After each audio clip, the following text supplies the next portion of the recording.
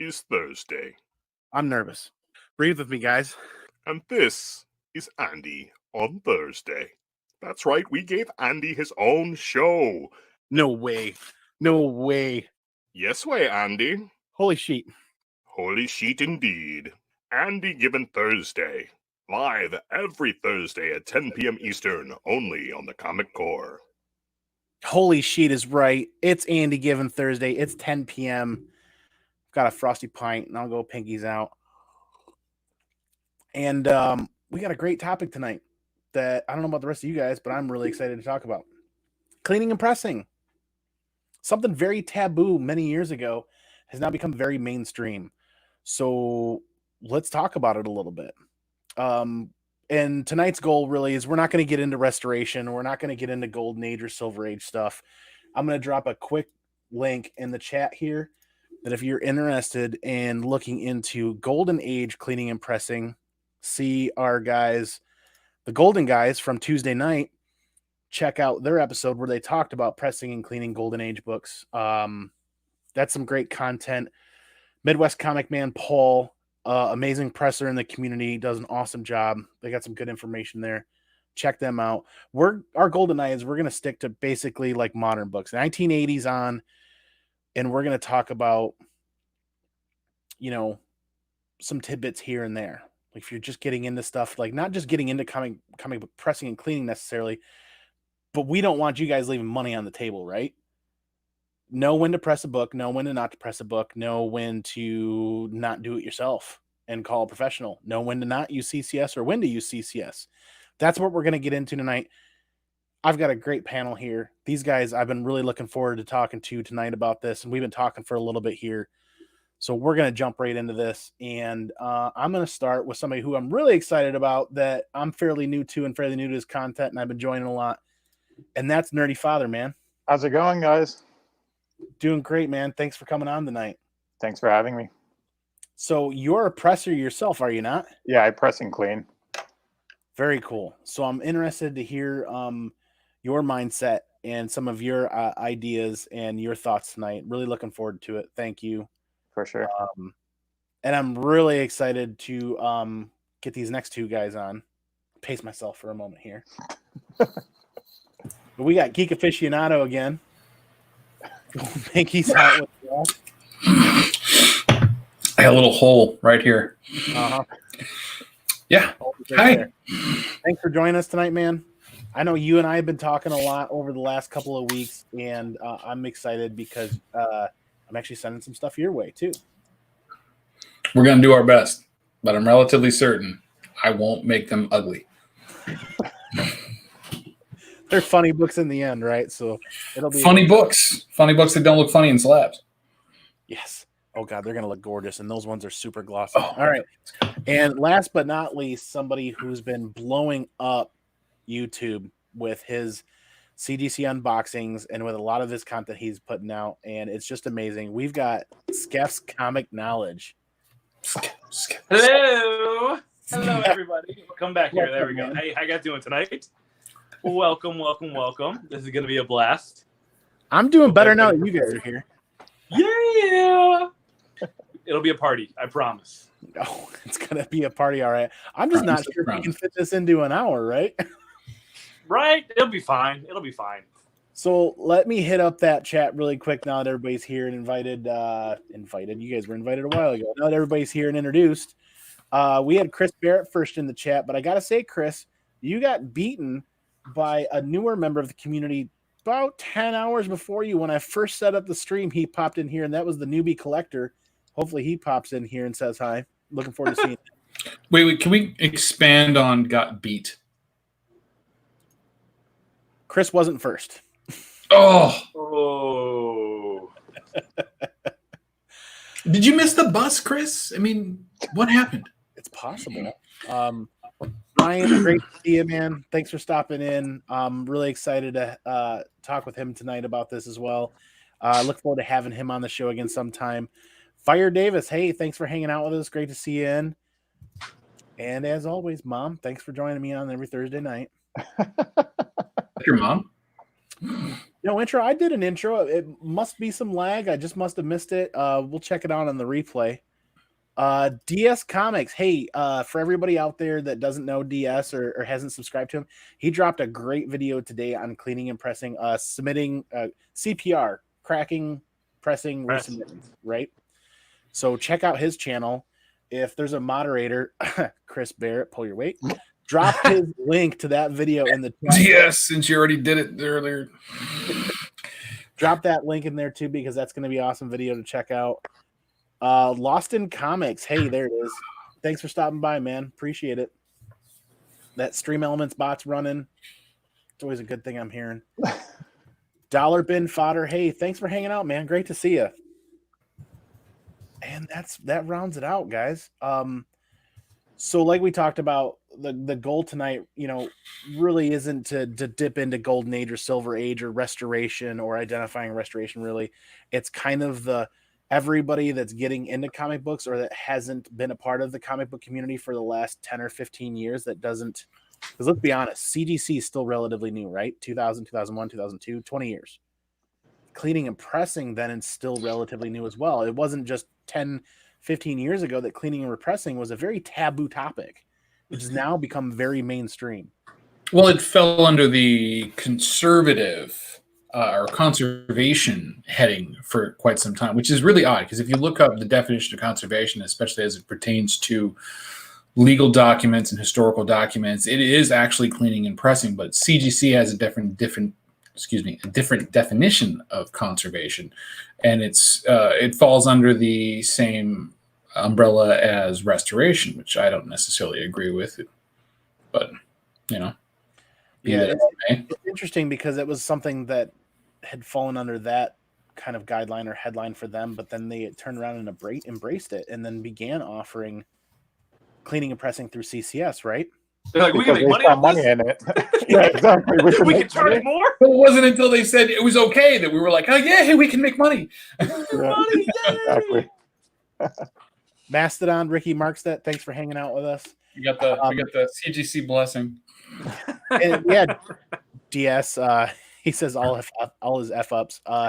DS is way too hard on himself because that guy has seriously turned out some really quality work, and he's gotten a lot of grade bumps. And if you watch his video, it's very candid. It's him talking about the decisions he's made for and against, and reasons that he's done things or not done things, and I think it's very scholarly.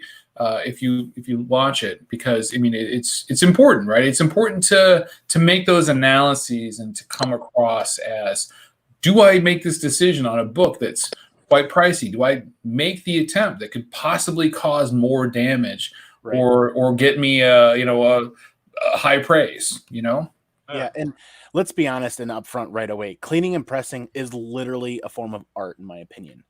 Agreed. Every cleaner and presser is their own artist and has their own tactics, has their own tools, and has their own arsenal. There are some fundamentals. There are a base foundation there that I've kind of tried to look into and research a little bit, but it all boils down to what everybody's working with, their tools and their knowledge, and it becomes an art form. It really does, which is why we're kind of here to talk about a little bit of that as well.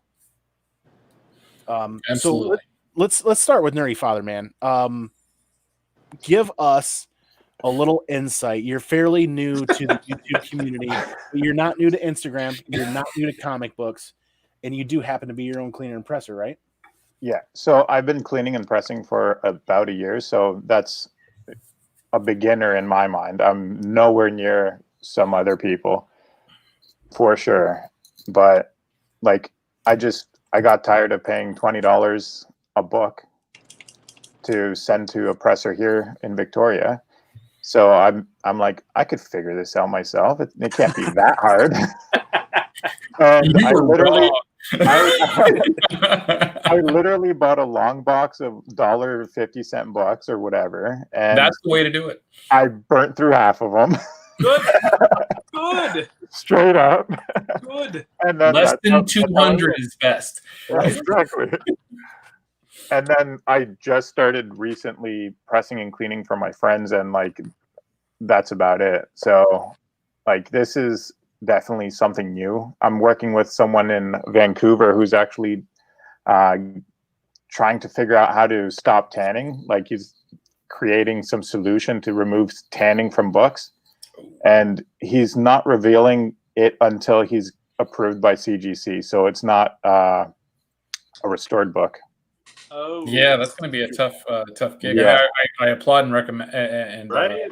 respect him for it, but yeah, that's going to be a tough game because anytime you add any kind of a solution, any kind of chemical, Yep, it's restoration.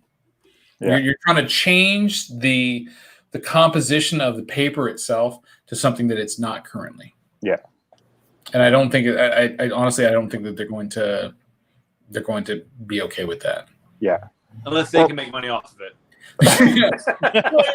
Okay, so let's talk about that for a second, right? So their head grader, Matt is it Matt Nagel or Matt Nagy? It's Matt N. Matt something, yeah. Matt something with an N. It was definitely an N word.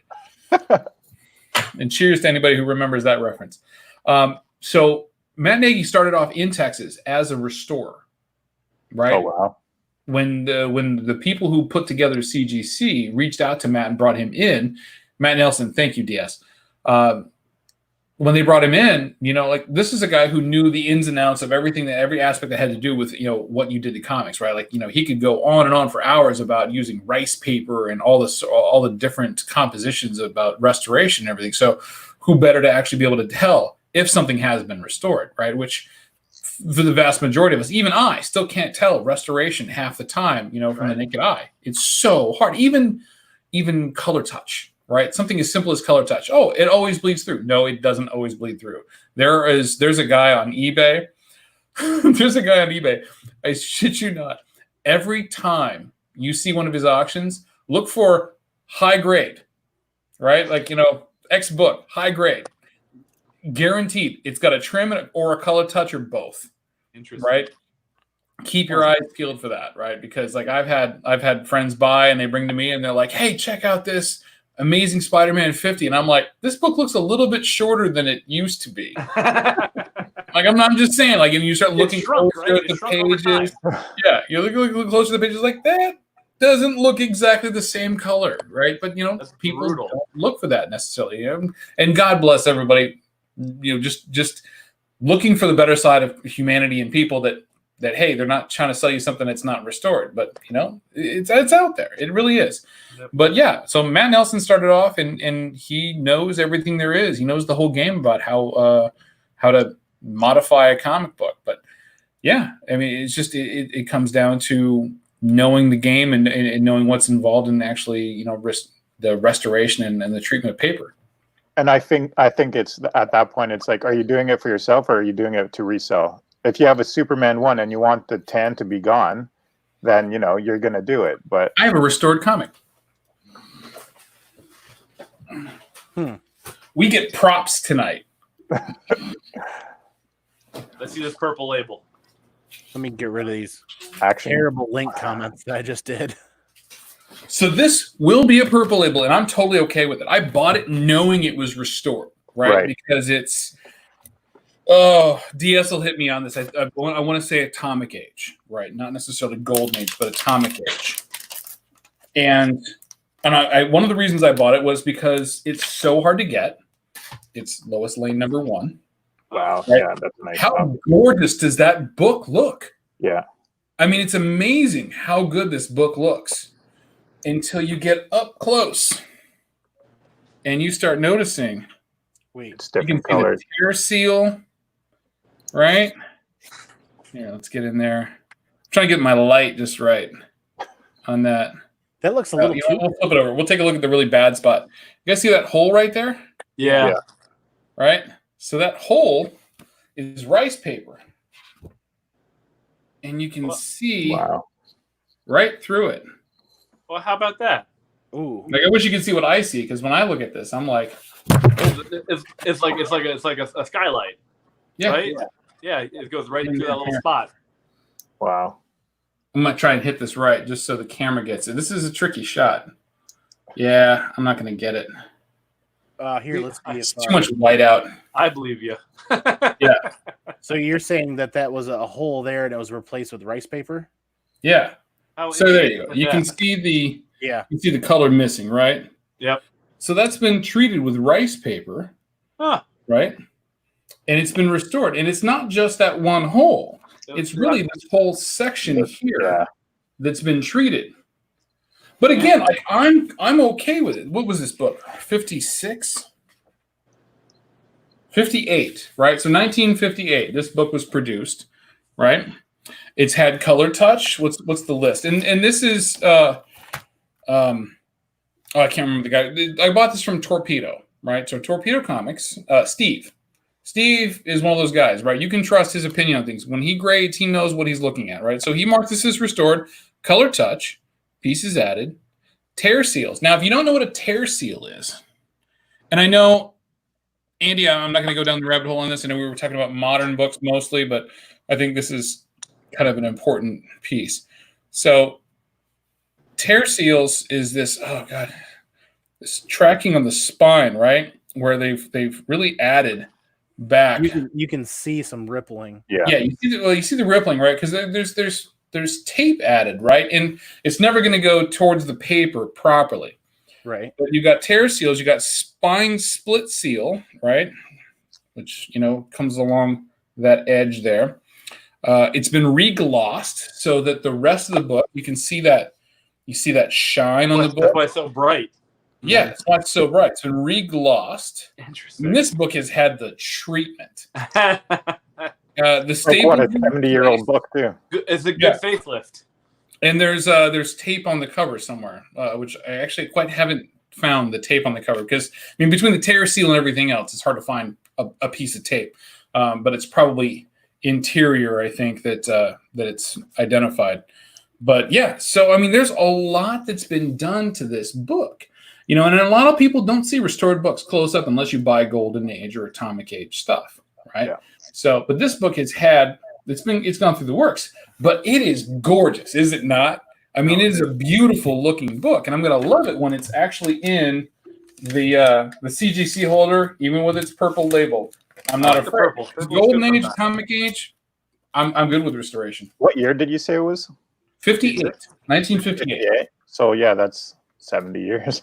So it's like the end of the end of the Atomic Age, beginning of the Silver Age, right? So it's like right on that cusp. Because I want to say what Showcase 4 was 56, 58. And restored books kind of get a bad moniker, and I don't think they should at all. Restored books are exactly that, restored books. Depends on the age. I feel like those are some people who say that though. Yeah, nobody wants to see a restored Green Lantern, 76, right? Right. Yeah, it's one of those things where it's like if I'm sitting here gluing a 1995 Punisher book, that's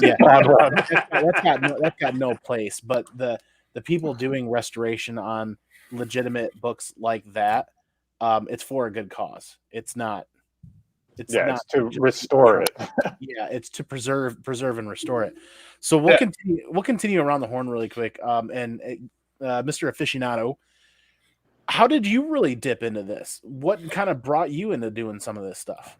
So I used to live in Las Vegas, and I was out there unfortunately for a funeral. Right, I had a reason to go out there, and I'm out there by myself. I'm out there for a few days, and I'm like, and the person who passed away, one of my longest running friends, was also one of my biggest hunt partners. Right, we'd go hunt for comics on the weekends. Right, he'd drag me out. I'm half still shit faced from the night before because it's Vegas. Right, we drink until 6 a.m. And so I'm out there, and I'm like, you know what? What's a better, way to celebrate him than go hunting for comics while I'm actually out there, because it's just, going to be time. And I went to a store, and the guy was talking to me about how the book had been cleaned and pressed. And I went, what? And it just kind of caught me off guard. I went, what do you mean cleaned and pressed? And he went through the whole thing. He's like, yeah, dry cleaning and pressing. And I was like, oh, well. And then I got into looking more investigation in it, more research. I started looking at ETA Nick, and in some of the stuff that he was doing, and some of the other people who had put out videos on YouTube. I found I talked to a local guy that I know that does a lot of dealing, and he was pressing books, and he turned me on to Captain Mike. Now, if you don't know Captain Mike's website, yep. You know what? I'm gonna pull it up right now while we're on this, and I'm gonna throw this into the chat, because if you want to know about pressing comics and cleaning comics, you have to look at Captain Mike's work. And the reason I say this is because everything I know about cleaning and pressing books, I learned from this guy's website.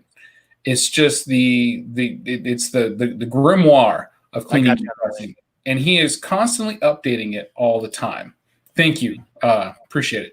So yeah, he's always updating it all the time. Like if you go back to this website, it's going to be changed. It's going to be something different. But I've been doing this now for over 3 years. I started with my own books. I started with like NerdyFather, 50-cent books from Half Price Books. I go hit them. I'd raid their 50-cent bin for every beat up piece of crap I could find to see if I can make it better. And that's where I got my my kick for it. And I started making my own books better, and I started reselling them. I started sending them out for slabs. I go and I find as many Silver Age books as I possibly can for $10 or whatever. I clean them, I press them, I sell them for 30, 40, 50 bucks. I send them out for grading. I get stuff. I mean, DS and I are talking on Instagram almost all the time, just like, hey, found this. Check this out. What do you think about this? We go back and forth, checking conditions, things that we see on different eBay or whatever sites, trying to figure out, hey, is this worth an upgrade? Do we think we can get it? Is the price going to be better? That kind of stuff. So it's really been a good thing for me. But I've been hooked into an LCS for years. I helped them with redesign of the store, layouts, marketing, merchandising, that kind of stuff. Totally different program. But once I get into this, I was like, okay, I can offer this as a service now, right? So now I offer cleaning and pressing services and CGC submissions through the store. I'm sending out shipments every month, twice a month, sending out books, getting them back, turning them to customers. I got customers down in Kansas City. I've got customers now in Detroit. That guy. There. Yep. Got to get the finger point right? That guy. It's the opposite. It's the opposite of what you're thinking. It's always the opposite of what you're thinking, especially 2 or 3 of those in. Quick question for you. I'm happy to do it. It's fun, right? I was telling the guys before the show, I bought my second press recently, right? It's a cold press. So I put stuff on the hot press, take it off, move it onto the cold press. I tripled my workload because of the size of the plates that I use. Yeah. And that's just, a way that you can do it. But if you want to know about cleaning and pressing, check out Captain Mike. That guy knows. I mean, he does. I want to say he probably presses more than I do. But he's worked all the angles, and he updates that blog constantly with new methodologies. There's some things I don't agree with. I don't agree with putting the metal plates on the bottom, because I know about metal and how heating metal works. And metal, when it's heated, is never even. It gets hot spots. And when you're talking about, you've got 2 comics right in the dead center of the plates, and then you've got metal around it. The heat's going to radiate from the outside in. That means you're going to cook the edges more than you are going to heat the bottom of the plates to actually make the books hot on the bottom. So it's done as an idea to not have to flip the books over. Yeah. I'll flip the book, because I know how metal heats. I'd rather have the ceramic plates heat even, flip the book over, and make sure that I get an even heat on both sides of the book rather than actually trying to do that. Yeah. So my question is, do you actually steam your books, or? Yes. You do. So there's 2 ways There's about other ways of doing it. So I'm curious how you do it. Humidifier, right? Like there's 2 ways of doing this. Okay, so I have two different sources. Number one, I use and again, I got this from Captain Mike. I use a handheld clothes steamer. Right. So it's a handheld unit, right? It's not like the big unit with the tank on the bottom. No, where it's like the heat just keeps going up, and you got to, I'm going to put it on top. No, it's a handheld clothes steamer, right? And it's ETA Nick also has discovered this method, but you're going to hit it, certain spots. It's really good for clearing spots. Just like when you just want to hit like one spot that's got it, you just hit that one spot, you put it on the press for 10 minutes, you're done, right? Whatever. I use that. I'll hit both sides of the book, right? I'll put the book in the press and flip the book over. The other one is the chamber, right? The hydration chamber. Now, the hydration chamber is only good for when you have to press out a spine roll. Now, the reason for this is because the entire book needs to be moist when you press out a spine roll. Because you have to flat press that book on both sides, and then you have to add an actual new crease down the spine of the book. Otherwise, all you're doing, if you're adding too much moisture back into the book. So if you are using a hydration chamber for just, for regular press stuff, don't move to the handheld. It's the better way to go. Right. And especially with moderns. Let's be honest. Paper comes from wood, right? Yeah. It's got moisture in it. Paper has moisture in it. So it's not a scary thing to think about rehydrating a book to a certain degree. Yeah. But it is a quick way to ruin a book if you're not careful attention to what you're doing. But not only that, I feel that silver and gold or whatever, they have different textures of paper. They're made of different paper. Yeah. They're a whole different monster. Yeah. Yeah. And that's why I find pressing silver books are easier than modern books. Really? Yeah. Interesting. Yeah. Especially for we'll move to Skeff really quick, man, because I'm not quite sure if you're into handling cleaning and pressing on your own, but I know you're an advocate for it, and I know you and I Skeff. You and I have talked about it quite a bit, because you and I are both in the same bandwagon that's money we don't want to leave on the table, whether you're using CCS, their $12 process, or you're hiring a private person for X number of dollars. I mean, there's a big difference between a 9.6 and a 9.8 on a lot of modern books, price-wise, right? 100%. 100%. Yeah. At the end of the day, I always see a lot of rants and raves on people when they get books back, like, oh, this looks like a 9.8, and I got a 9.4, and they're just like, CCG, blah. Well, did you press it? No. Well, you didn't do everything you could to potentially get the best grade you could. At the end of the day, I fully believe in, like, getting a book pressed when it hits, like, a certain value. Just, if you don't care about the grade, then don't press it. You know what I mean? But if you truly, will you be upset if it's come back a 9.6 and you're shaking your head yes? Then press the book. Spend the extra, $8 to $12 or whatever it is, and press it. Then you've done everything in your power to achieve the highest grade you could, and you won't think back like, well, now I know it can't be a 9.8. Mm-hmm. So that's how I feel about most. I feel that you should get. I try to get almost every book, unless they're pre-screen moderns.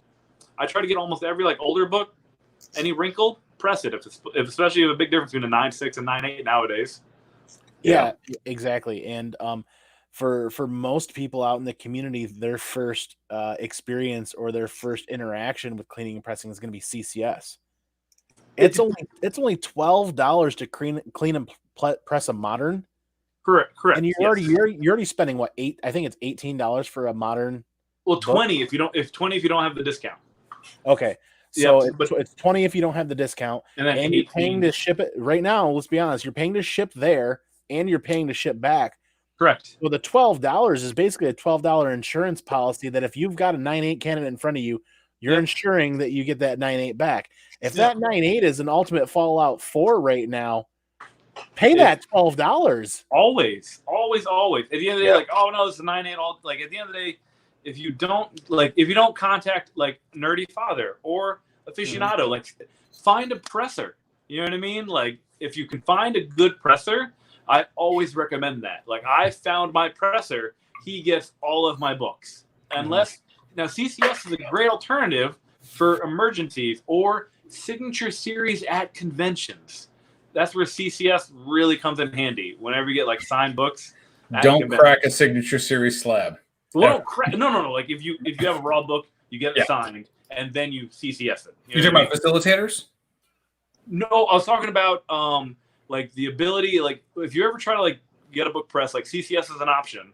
But personally, I enjoy using a third-party presser just because of how well or how much better they can do than CCS. But CCS is beneficial whenever you're at a convention. Oh, hey, I got this book signed by Donnie Cates. Let's submit it. Let's get it pressed because I don't have another option to send it to anybody. I came across that situation, right? So so it was C2E2. Yeah. And I was at the Scorpion Comics booth with Carla Cohen, right? If you haven't seen Carla Cohen's work, oh my god, amazing! Yeah. She had that Vampirella, yeah, limited edition, right? I got And it was some the around last one. She saved me a copy, but it had a couple of thumb bends in it. I'm like, and I wanted to take it home. And it was the last day of the show, and I'm like, she's gonna sign it. I'm like, okay, well, I can either spend another $25 to have it pressed, $20 to have it graded. I could spend an extra $15 for her authorized signature for CGC, or I could spend $10 and have her just sign it. And I'm like, yeah, no, I'm just going to have her sign it, right? Because it wasn't going to get me that much value, which is another thing you really had to think about, especially with signature series. Yeah. But yeah, 100%. yes, to Skeff's point, right? Like it's really important to think about, your timing and what you have available to you. It's very true. You know what I mean? Like I went to the VIP event at C2E2 for Donnie Cates, and I submitted 15 books there, and it was I loved it, man. I had 15 books that I submitted. CGC loves you. Yeah, they do. But it's one of those scenarios where like some of those books I knew were like higher end books, especially if they come back 9.8 versus 9.6. So all 15 of them. Absolutely, you're absolutely right.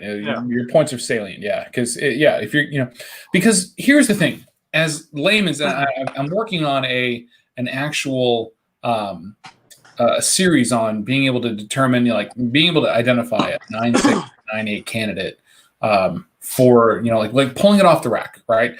Yep. What is a 9.6? What is a 9.8? Yep. And how to be able to determine those things, right? Yep. Whether it's the spine tick or a thumb bend or those minimal things, and it's important to know, right? Because when you're looking at a modern book, when you're looking at something brand new and it's coming off the shelf, you got to know. You just got to know, right? Because everything is not. And I get submissions from customers all the time, and what do I see? I see soiling marks from fingerprints, from sweaty palms or whatever. I see finger bends all over the place. I see crease marks, and they're like, "Hey, I was expecting a 9.8. I'm sorry that you expected that, right? Because 9.8 means perfection. It means just the corners have those telltale cut marks. That's it." Yep. I feel like for me personally, if they send me a book that's a 9.4, I'm not guaranteeing them a 9.8. Like the book, by the time it comes to me, it should already be perfect.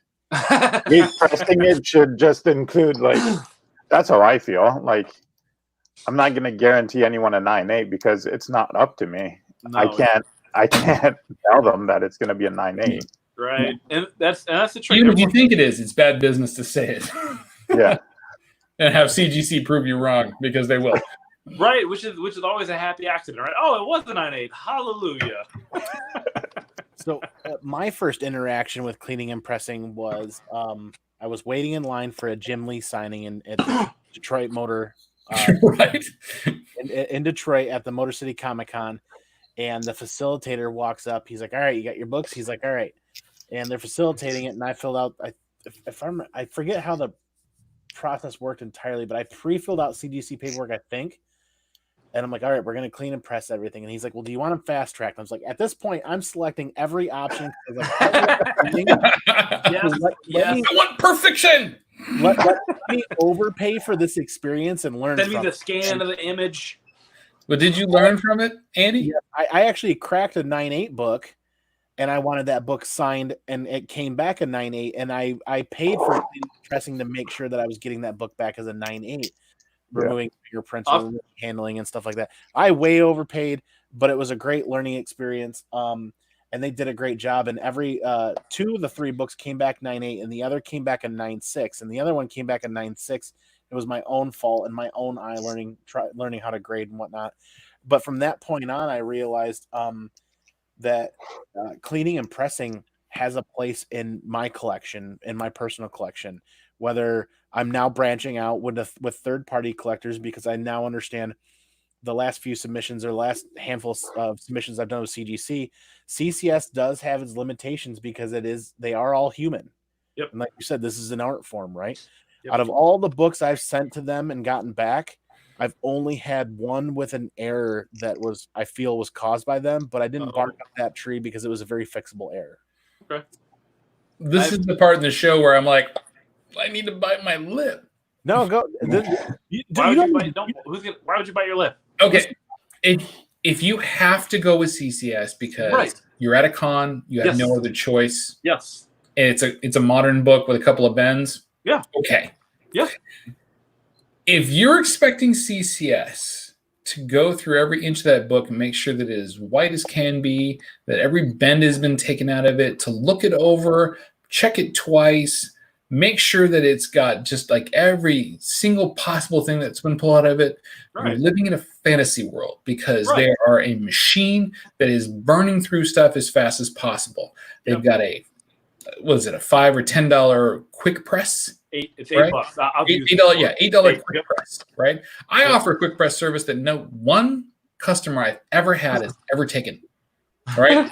So like, just make sure everything's gone, right? Because that's what they want, right? They're going to pay the $10 to increase the value of the book, $50 or whatever. They want the 9.8. They always want the 9.8. And I'll tell them, I'll be honest with every single person that ever brings a book to me and go, this will never make a 9.8. Doesn't matter what I do. Right. Yeah, exactly. Whether they want me to send it or they don't want me to send it. Sometimes they want me to press it because they want to flip it, get as much out of it, and then try to find another 9.8. But everybody's going to have their own bag for doing that. But CCS is a company that's faceless and is just going to put as much effort as they possibly can into it and move on to the next book because they have a backlog, right? They've got to get through their stuff, right? Now, it's not to say that Skeff doesn't have a backlog, NerdyFather doesn't have a backlog, I don't have a backlog. We get backlogged, right? Because people will bring us books and we'll be like, all right, I'll get to these as fast as I possibly can. But things happen in our lives. We're individuals. We'll get to them as fast as we possibly can. But we're going to do a much better job than CCS is going to do. Always. You know what I really like about like hiring like a third-party presser is the communication. I truly love that, and I feel that's most important, especially when you get to like the higher end books. The ability to like, hey, here's the before, here's the after. Here's something that could happen. Like the communication, I find is what I find most beneficial about using a third-party presser. Mm-hmm. That's why I think it's becoming so prevalent nowadays to use one because it's just more advantageous for you and significantly faster than CCS. Yeah. Yeah, I've got a good long 5-minute blurb about that, but Nerdy Man, you had something? No, I was just going to say that the 25 books I just sent on, Monday? Yeah, me too. Pre-screen 9.8. It took me 3 weeks to press all those books. Oh, geez. I do work full time, and so. And everybody look at NerdyFather. Look at move to your. I'm going to say you're right. Yeah. So see, that's the size of his press, right? And that's the common size of the press, right? It's a 15-inch plate. Not many people have, larger than that. It's one book at a time, right? Yep.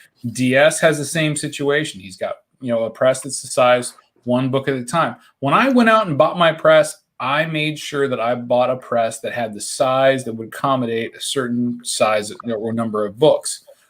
Right. And that's just the way it was. But the most common and the most economical one is that one up there. Yeah. You're awesome. Yeah. And like you're ever going to get one of those Punishers off of him. Just good luck with that. That or that Saga. Right. Oh, yeah. No, the wall of Saga up there. I mean, that's impressive. I just keep looking at like, who wears that many trench coats? Right. So I when I discovered cleaning and pressing, I discovered Captain Mike, right? And I discovered a couple other places. And I'm like, you mean to tell me that my garage sale finds and my flea market finds that I could take them and like make them a better condition and grade than what they are? I fell in love with that idea to the point where I bought a press, I bought everything I needed, and then I realized I pumped the brakes. I was like, oh my God, I don't even know what I'm doing.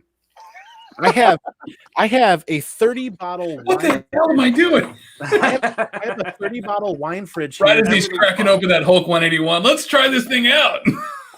I got a 30-bottle wine fridge over here that I got from Should be free. fine. I got for free from a neighbor because the compressor doesn't work anymore. That I was going to convert into a humidity chamber, and I haven't touched anything in 6 to 8 months It happens. because I realized that this is such an art form that I don't know anything about. Here's where I'm at right now with cleaning and pressing. I keep cotton rounds around and I keep gloves around to clean up the covers before I send them to a professional to handle them for cleaning and pressing. All right, you know what? That's a really good segue, Andy. But you know what? I think we should take a break and we should talk to the chat. Oh yeah, We'll get some of the info from there. JD just joined us. Cheers, JD. Oh, that's the wrong JD. Yeah, there we go. JD, thanks. Hey, I dropped your guys' show link for the Golden Guys episode you guys did. I dropped it at the beginning for everybody watching. Absolutely, yeah. The replay for the cleaning and pressing discussion you guys did about Golden Age, which is hugely important and informational.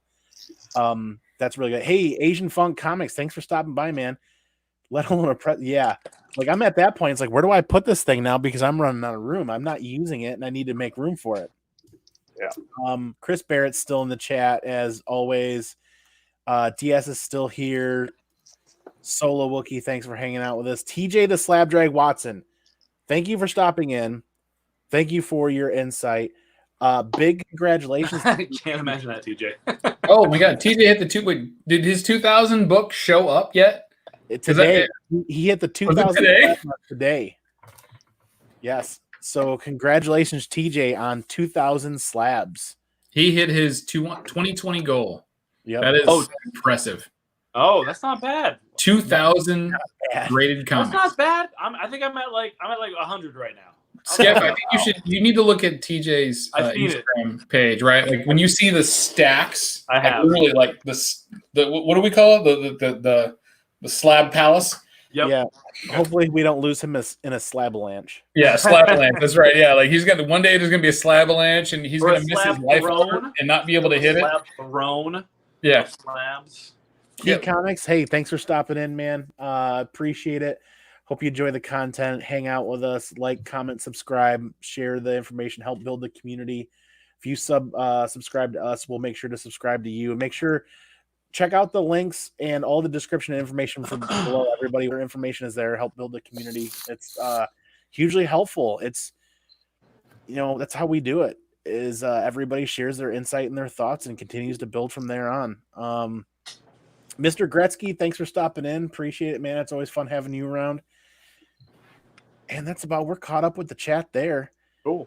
We were going to segue into cleaning. Just a $2 package of cotton rounds and a $5 or $8 package of nitrile or latex gloves from Harbor Freight or some other place will save you so much heartache when you open up those CGC boxes and see 9.4s or 9.2s or 9.6s. If you're hunting like me, if I'm sending a book to CGC, if I'm expecting a 9.8, I'm not sending it unless it's gonna be a 9.8. If I'm sending a book that I'm not expecting to be a 9.8, it's because I just want to protect it and preserve it or something like that. Like your Saga. The Saga run. So Jimmy here is actually going to help me out with a major milestone in my Saga collection. The biggest major milestone recently was the retailer incentive that we were able to pick up. The last 3-ish months with our current world situation, we couldn't go out to drink, we couldn't go out to eat. We saved way more money than we thought we ever would. Stay in to drink. Yeah, exactly. And we were in a position where we were still working. And next thing you know, it's like, well, this became a very viable. It became like it was the number one hunt list goal for us for 2020, and it was kind of a far reach, and it became a much closer reach. We were able to make that happen, which means next on my list for 2020 are the 2 Mexican variants for Saga to fill those out. Wait. I thought you were sending me the Mexican variants. I am. Yeah, getting them back in 9.8 is the goal. Oh, look, they're coming back in 9.8s. You heard your mind, folks. Well, I'm watching videos, right? I don't think there's anything that's, he's going to get at least one. That's all. Right. I pre No guarantees because I don't guarantee work, but right. Yeah, there's never any guarantees, but I was able to get those copies across the border, direct from Mexico, in a timely fashion before lockdowns and everything, stay-at-home orders started to happen. Yeah. But I didn't realize they were polybagged. So polybags, right? Okay, so that's a great topic, actually, and I want us to get back to the cleaning because I want to know what Skeff and NerdyFather are using for their cleaning items. But the actual Paul, don't mistake. Is Paul here? He thinks I'm getting drunk. Yeah, no, not yet. Polybags,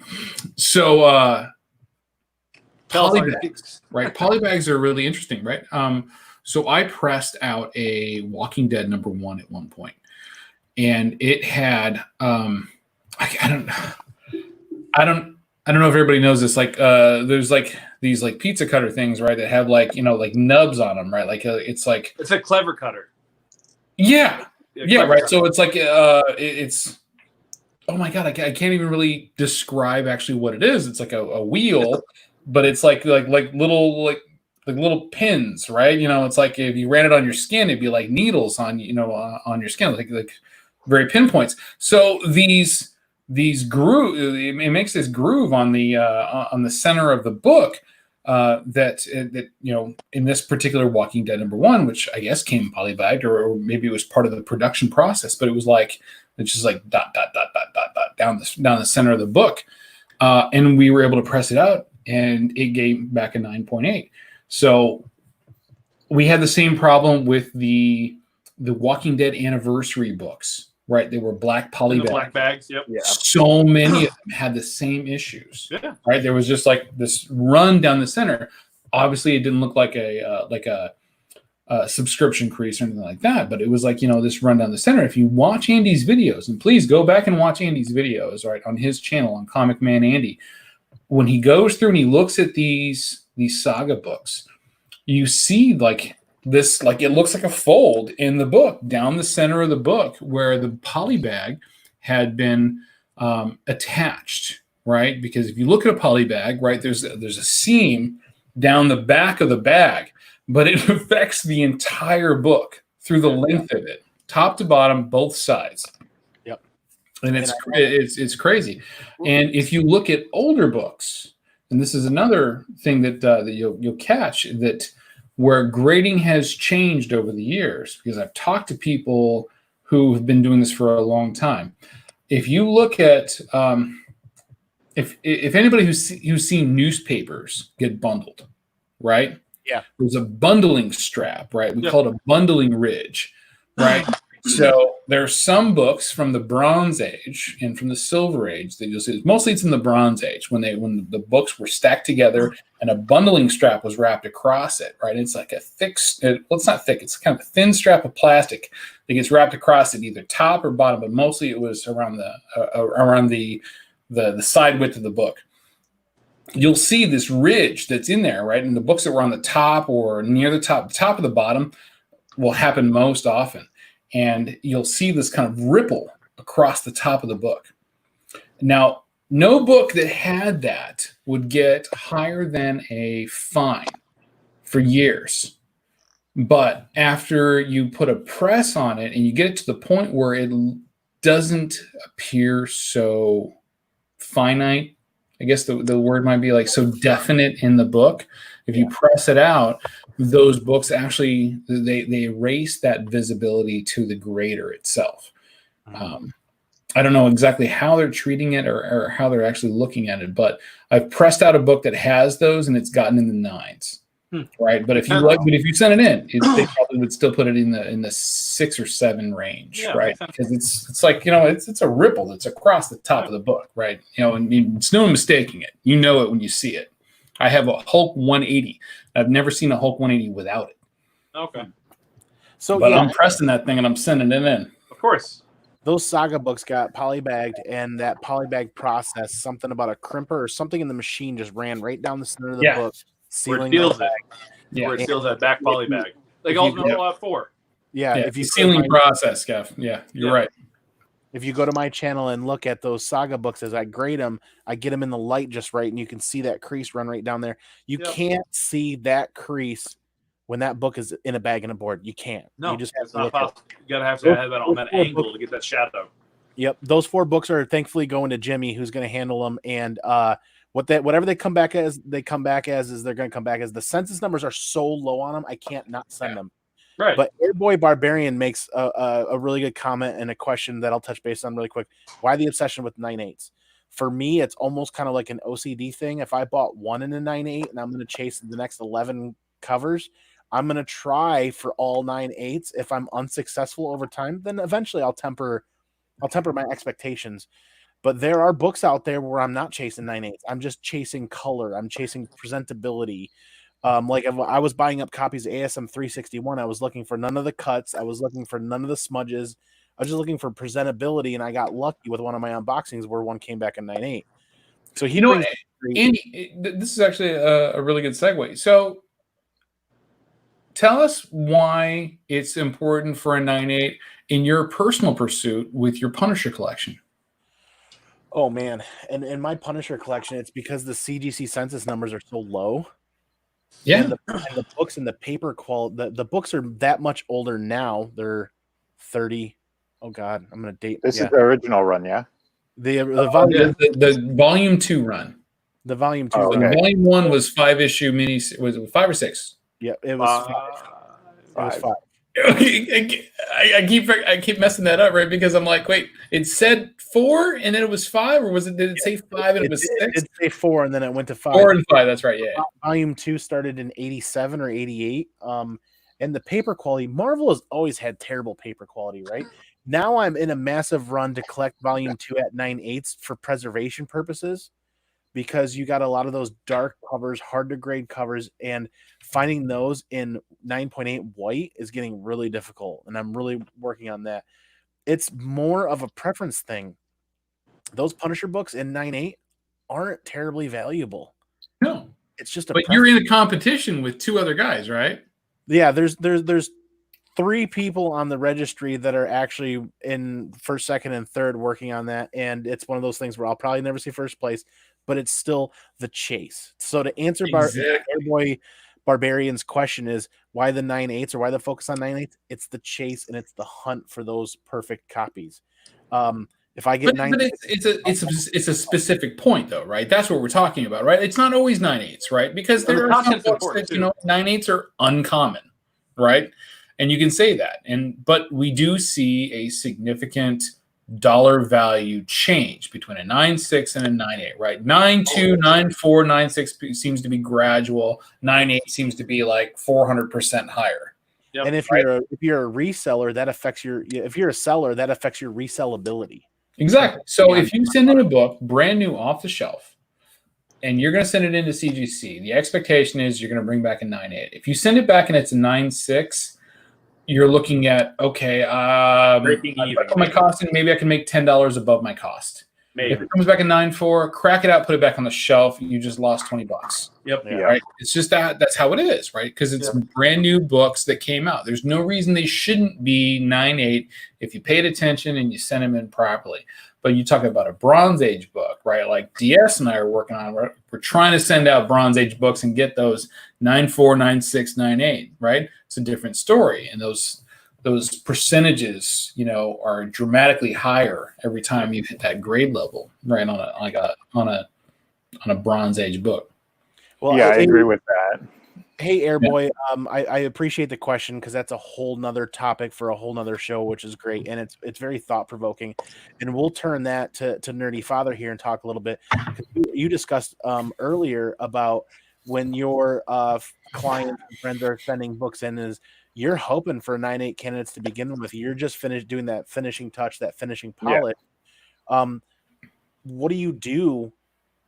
How do you temper that expectation if you start getting stuff that really isn't what you're expecting? Like, I just tell them straight up. I tell them, like, I'm going to press it and clean it as best I can, and I'll send it in at 9.8, because most of the people I send in books for 9.8, they want 9.8. If it's not going to get 9.8, they don't want it.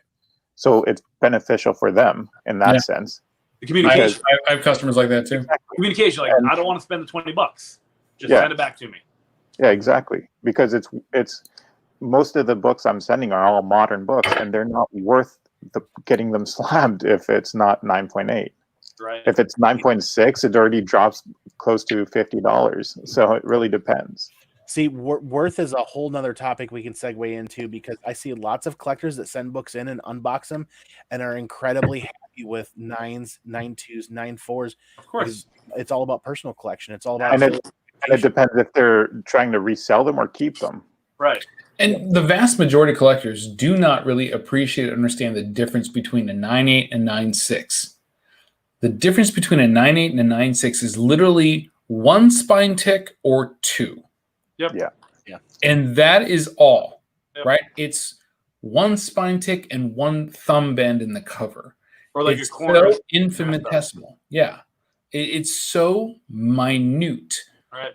And when you go from a 9.6 to a 9.4, okay, now it's 2 or 3 or 4 spine bends, right? But 9.6 to 9.8 is it's so close, right? It's so close.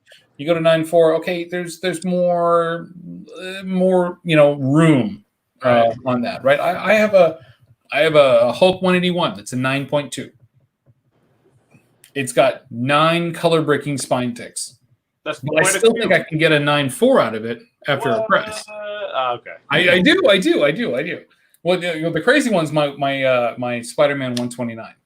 Yeah. That has an identified bend in the spine right at the top corner. Okay. Right, and I knew it when I saw it. But this is before I knew about pressing. This is before Right. I had this book graded 4 or 5 years ago, right? Dude. But I know now that I can press that bend out. Yep. And it could potentially be a 9.8. Right. And that's And I'm not, that's who's the not going to difference take a between chance on $300. pressing out a 9.8 ASM 129? right. You know Right. what I mean? And that's the value of pressing. You know what I mean? Like, Exactly, right? I can spend 30 minutes pressing, cracking and pressing that book out and resubmitting it, Yeah. spending another $100 and maybe tripling the value of that book. Yeah. And then there's just me and Matt, the boy who had 7. I know all too well what that book runs, because Yeah, we all know how much that book runs. We've looked at it, whether we want to admit it or not. Yep. I chased the ASM 29 last year and picked one up in Baltimore in an 8.5, and I was incredibly happy with that 8.5 because I was focusing on color and presentation. You gotta be. An 8.5 is a slight color break, right? An 8.5 is a respectable copy of a Bronze Age book, no matter what.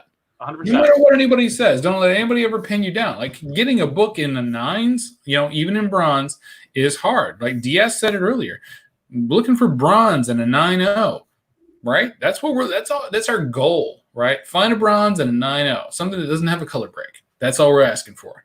Yep. And so I mean that kind of goes full circle back around to Airboy's thing about why the 9.8s. Eventually, all of these books that are modern 9.8s right now aren't going to be modern anymore at some point, and they're all going to be 9.8s. Yeah, it's true. I don't think they'll hold the same value as a silver and bronze, though, because there's so many of them. Agreed wholeheartedly, because cleaning, pressing, and slabbing is a big thing right now. It's a big part And it's normal. It's a normal thing now. Yeah. Like you always see people when they advertise their book, like, oh, this book's never been pressed. You know what I mean? They're always like, oh, potential for a press and clean. That was used to be a big thing, looking for all those old labels to crack, clean, press, and resubmit, and try to see. There's the old label 9.6 GI Joe 1 direct edition. That's a hella good book in that condition. Old label, I would definitely shoot for a 9.8. Now you'll see this in my upcoming video, but there's a bend. Did you purchase the grader notes? No, I didn't have to, because let's be honest, the book, the case like this, the case is so fat it shows every single thing that's wrong with it. I mean, awesome. I think it's picked up some problems since it was graded. Probably. I'm not even kidding, right? There's waviness to the book. I'm like, this thing would be like a 9.2 with today's standards. Correct. Right? It's changing. Somebody came into guy came into my LCS, and he's like, hey, I want to dump off this run of GI Joe, which of course I picked up the number 1 that was graded in a 9.6. I picked up a 21 that's at least a 9.6 before a press, and I'm going to press it, obviously. And a number 2 that's first print, because how hard, I mean, anybody who's a G.I. Joe fan, how hard is it to actually find a first print of a issue 2, right? Yeah. You're going to see 2s and 3s all day long, but you're going to be having some trouble trying to find a 2 in a first print. But then also got 145 through 150, right? Nice. That the low print runs, those are tough. Unfortunately, you didn't have the special edition, but I see those every now and again. But there's a bend right in here, and this is going to be part of my video series on CPR. And I mean, I'm so happy that DS did his video today, right? Because it's a great reference point for me to be able to show, yes, everything that you crack, press, and resubmit is not going to be automatically a grade bump, right? But it's potential. Exactly. There's a potential, but you have to identify the potentials in the book before you even try it, right? Yeah. You have to know what to look for. This book has a bend. Oh God! There's no way I'm going to show it here. So we believe you. It's right. God, it's right by the guy's feet. Let me see. Yeah, it's there. So it's something that can be pressed out. You know what I mean? Yeah. But like I know that's why it was a 9.6, right? Right. Because at the time. Let me find it. It's right here, right? You're not going to see it now, but I'll show it. I'll show it in my video series. But right here, there's a bend in the book that has a slight color break. But the factor is not the color break. The factor is the showed bend in the book. You can see it. But if we press it out, get everything nice and flat, send it right back in, they will forgive a slight color break in a book, especially if it has no other major defects. And I got to be honest with you, this book here, this particular book, has really sharp corners that could have gotten a 9.9 had it not had that one problem. Yeah, I just got this book yesterday, and purely investment. Oh, yeah. Oh, for Scooby-Doo. Yeah. Nice. Look at you whipping it out. Love it. And honestly, it's just a dirty back.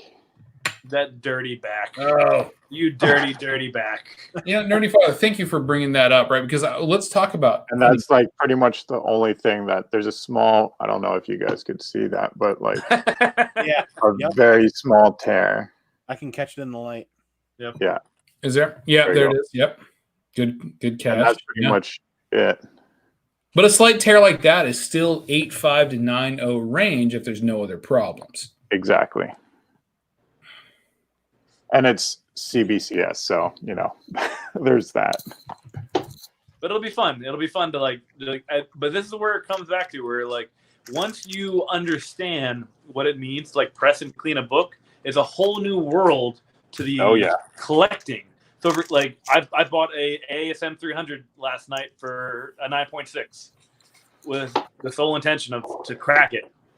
So you know what I mean? Like it's just an ability of like, hey, you purchase the grader notes, see what it says. But if you understand what pressing can do in your collection, if you're trying to achieve higher grades, it's a great benefit to try to look out for. It's funny because I got about 4 books this year specifically, like graded books. Bought them in CGC cases, but I bought them identifying specifically as books that I could crack, press, and resubmit. I knew I could get rid of the defects in it. The only one that's kind of a somewhat is that G.I. Joe. And damn you, Skeff, with that Ji-Hung Lee Ghost Spider variant behind you. Just creeping. This was 9.6. I bet it was. Because I know the kind of style you got. You would be going after the 9.6 for like $1,700 less than that 9.8. So this was a 9.6 that I had cracked and then sent away to my guy, and like it was an easy 9.8 all day, easy 9.8. And, nice. Is that such a gorgeous cover? It is. I was really happy to get it. It's like, but like, look, there's like I just have like this is an 8.0 and a PGX that's already gonna be sent away. You know what I mean? You just like this is a 9.2. Old case, Ultimate Fallout 4. Okay, so on that, what did you that Ultimate Fallout 4? What did you identify as the defects? I couldn't find any defects at all. Couldn't find. It's a 9.2. It's got to have something, right? It didn't have anything. I couldn't. It said, I purchased the notes, and the note said bend on back cover. Oh wait, One bend on the back cover, and it's a Yep. 9.2. But look at the label, though. I mean, like, it's the old. Sure, but Yeah. still, even then, they had the same standards for the 9.0s and above. Yep. But no, I couldn't find there's no color breaks on there. All the corners are sharp. Like it was like 9.2, and it was just a great pickup. Like just a bend back cover. I'm like, cool. That's great. No, that's a great find, right? So those of you who are out there who are hoping for those changes in the book, right? Yeah. Buy the grader's notes if they're lower, right? Always. I bought what was it? Dirty Pair. Oh God, what was it? The Adam Hughes variant cover. Dirty Pair. Something for the future. Great. I mean, it's a homage to the Planet Comics #1 from Dave Stevens, and I bought it in a 9.4. And the only reason I bought a 9.4 is because I saw that it had 2 bends in it. There were significant bends, but they were pressable bends that I was going to be able to get potentially a 9.8 out of. Again, that book is in the series for the CPR. It's going to be something that we talk about. We're going to crack it open. We're going to look at it. We're going to analyze it. We're going to press it. And you guys are going to see that whole process happen and then have it get shipped out to CGC and see what happens to that book. But I'm very confident that we're going to get a 9.8 out of it. Or else I wouldn't have put the investment in it in the first place. Even if it's a 9.6, it's still much better than a 9.4. But the fact of the matter is that it's significant bends of a certain type, and this is education for everybody that those bends can be pressed out. Yep. So previously, you guys asked me about what I tell customers, and I had this one guy ask me if I could crack his ASM 300. It was a 9.6. It had 2 massive spine ticks on it, and he's like, "Can you press these out and send it in for me?" I'm like, "You're lucky you have a 9.6." But that's a great opportunity, though. That's a great opportunity to educate.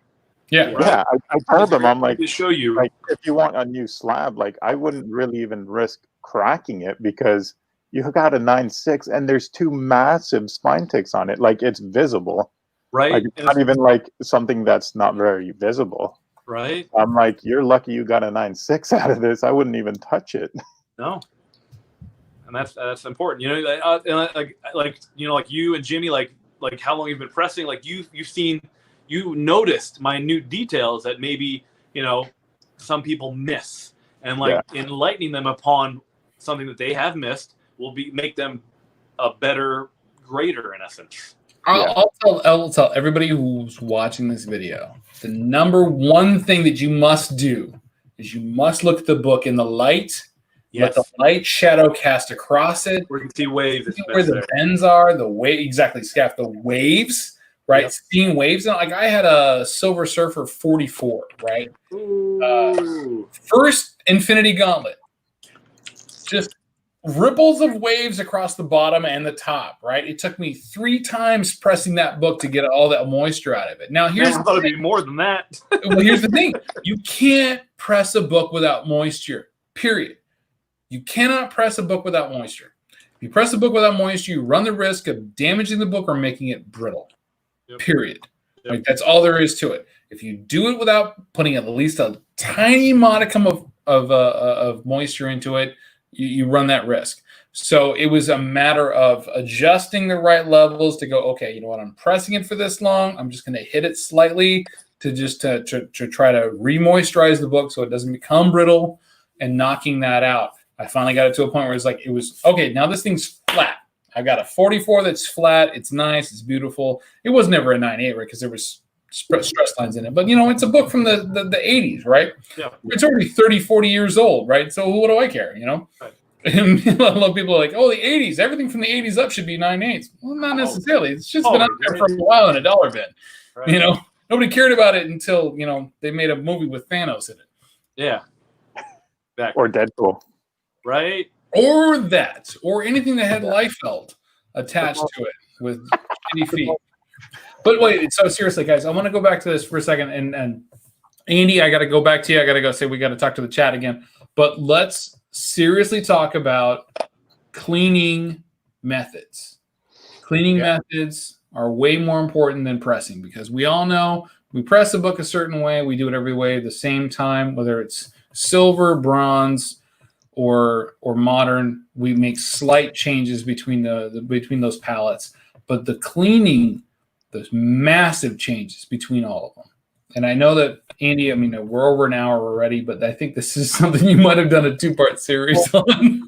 We can always revisit it. We can touch bases on it, and we can do a part 2 to this and bring this panel back, because this is something that is like we've talked about. It's an art. It doesn't take an hour. Like, no, it really doesn't. I think we can knock this out in 15 minutes. We'll make it an hour and a half, but yeah, let's do 5 minutes. I mean, DS. I mean, I love the fact that DS is in this chat, right? Because he's my sounding board. He really is, right? Like, I love talking to DS on IG and getting his impressions of things, because like we may have different levels of experience on stuff, but he'll touch stuff that I don't. I'll touch stuff that he doesn't.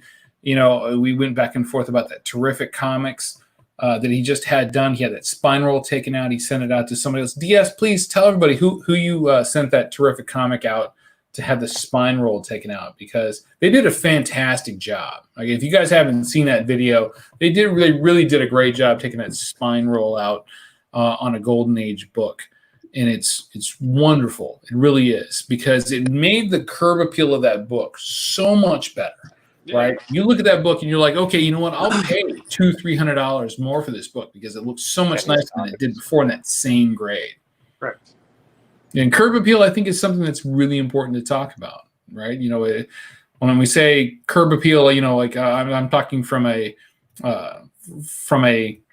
marketing standpoint, right? It's how you value a property based on the visual representation of it, right? And when we look at comics in a case, even you could have 3 copies of Miss Marvel #1, but you're going to like the one that has less white showing on the edge, or actually I should make a better representation of that. X-Men 101, right? The comic that's notoriously has the fattest white spine ever. If you've got something that's lined up much nicer, that's the book you're going to go after, because it's so much prettier than the rest of them, right? Because the pretty girl gets all the dances, right? And it starts with looking for, like I said, ASM 361. No ink smudges, no printer defects with the tears at the bottom. Looking for candidates. So even if they come back 9.6s, if they're presenting better, they're a lot more sellable. The ones that are a little more raggedy or a little more beat up or do have some of those issues. But as far as cleaning and pressing starts, personally,